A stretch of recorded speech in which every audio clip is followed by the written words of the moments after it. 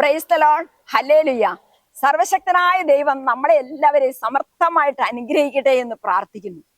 പ്രിയപ്പെട്ടവരെ, ഇന്ന് ഈശോയുടെ തിരുഹൃദയ തിരുനാളാണ്. തിരിച്ചു വരാൻ എഴുന്നേൽക്കുന്ന എല്ലാവരെയും എതിരേൽക്കാൻ, വരമേൽക്കാൻ ഓടിയെത്തുന്ന അപ്പന്റെ ഹൃദയമാണ് ഈ തിരുഹൃദയം. നിനക്ക് വേണ്ടി, നമുക്ക് വേണ്ടി, ലോകം മുഴുവനും വേണ്ടി ഒരു വിരുന്നൊരുക്കി കാത്തിരിക്കുന്ന ഈശോയുടെ കുത്തിത്തുറക്കപ്പെട്ട തിരുഹൃദയം.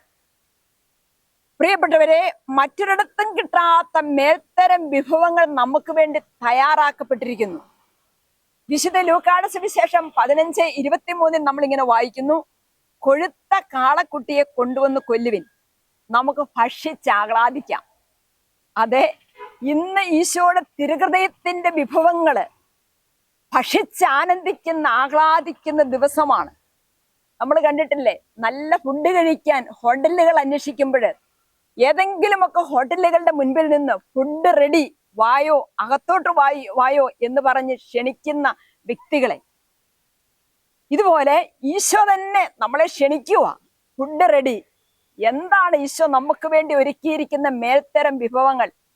അത് നമുക്ക് ഏറ്റവും ആവശ്യമായിരിക്കുന്ന രക്ഷയാണ്, സ്നേഹമാണ്, കരുണയാണ്, അനുകമ്പയാണ്, ഔദാര്യമാണ്, വിടുതലാണ്, സൗഖ്യമാണ്, അനുഗ്രഹമാണ്. ഈ വിരുന്നുശാലയിലേക്ക് വരുന്നവരെല്ലാം അനുഭവിക്കുന്ന ദൈവത്തിന്റെ ആ വിരുന്ന് എന്ന് പറയുന്നത് ദൈവത്തിന്റെ ഔദാര്യത്തിന്റെയും കരുണയുടെയും സ്നേഹത്തിന്റെയും അനുഗ്രഹത്തിന്റെയും സൗഖ്യത്തിന്റെയും വിഭവങ്ങളാണ് ആസ്വദിക്കുന്നത്, അനുഭവിക്കുന്നത്.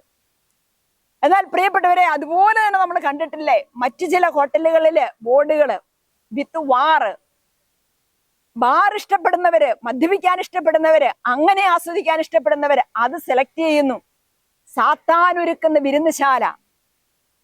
അവിടെ കിട്ടുന്നത് എന്താണ്? നിരാശ, സങ്കടം, ദുഃഖം, പാവം, ഇതെല്ലാം നമുക്ക് അവിടെ കിട്ടുന്നു. എന്താണ് നമ്മൾ തിരഞ്ഞെടുക്കേണ്ടത്? ഈശോയുടെ തിരുഹൃദയത്തിന്റെ ആ വിഭവങ്ങളാണോ? അതാണോ നമ്മൾ തിരഞ്ഞെടുക്കുന്നത്? നമുക്കത് തിരഞ്ഞെടുക്കാനായിട്ട് സാധിക്കട്ടെ. അതിനുള്ള കൃപ ദൈവം നമുക്ക് തരട്ടെ. ഉണ്ട് പ്രിയപ്പെട്ടവരെ, തിരഞ്ഞെടുപ്പ് എപ്പോഴും നമ്മൾ തന്നെയാണ്. ഈ ലോകമാകുന്ന യാത്രയിലൂടെ നമ്മൾ കടന്നു പോകുമ്പോൾ ദൈവത്തിന്റെ ശക്തമായ ആ സംരക്ഷണവും കരുതലും കാവലും അനുഗ്രഹങ്ങളെല്ലാം തിരഞ്ഞെടുക്കുന്നത് നമ്മൾ തന്നെയാണ്.